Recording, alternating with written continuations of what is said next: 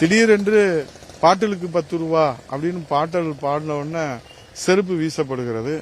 செருப்பு வீசியதற்கு பிறகு அங்கே கலவரம், அந்த கூட்ட நெரிசல் நிலைமை வேறு மாறி மாறுகிறது. அதற்கு பிறகு ஆம்புலன்ஸ் வருகிறது. தொடர்ந்து ஆம்புலன்ஸ் வருவது என்ன, மின்தடை ஏற்பட்டது என்ன, போதிய காவல்துறை பாதுகாப்பு இல்லாதது என்ன. ஆனால் டிஜிபி ஒரு அறிக்கை கொடுக்கிறார், ஏடிஜிபி ஒரு அறிக்கை கொடுக்கிறார்.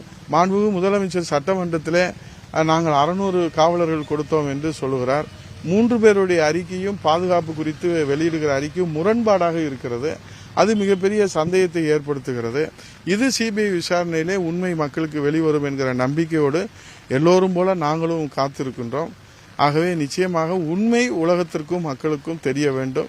இந்த உயிரிழந்தவர்களுக்கு நாம் இன்றைக்கு அந்த ஆன்மா சாந்தி அடைய வேண்டும் என்று சொன்னால் இதில் இந்த ஏதேனும் சதி நடந்திருக்கிறதா, குற்ற செயல் நடந்திருக்கிறதா என்பதையெல்லாம் மக்களுக்கு தெளிவுபடுத்த வேண்டிய பொறுப்பும் கடமையும் இந்த நீதிமன்றமும் இன்றைக்கு விசாரணைக்குரிய அதிகாரிகளும் முன்மூச்சாக நிறைவேற்றுவார்கள்.